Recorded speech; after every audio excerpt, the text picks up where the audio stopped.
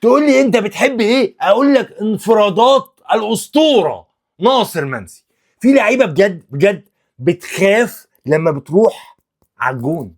ناصر منسي وهدف التعادل امام بيراميدز نهائي الكاس السنه اللي فاتت، هدف غالي جدا. هو اهداف ناصر منسي كلها غاليه. هدف التعادل امام بيراميدز، وهدف اليوم امام الحرس انفراد. هدوء، في هدوء اعصاب غير عادي عظيم الاسطوره ناصر منسي. وقبل كده امام الحرس انفراد ايضا، واهداف كلها غاليه واهداف كلها ممتعه. عشان كده احنا بنحب ناصر منسي، لان في الكوره لكل مجتهد نصيب.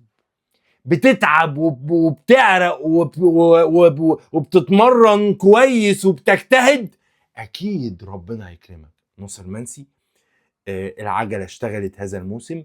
الموسم اللي فات هداف الزمالك في الدوري.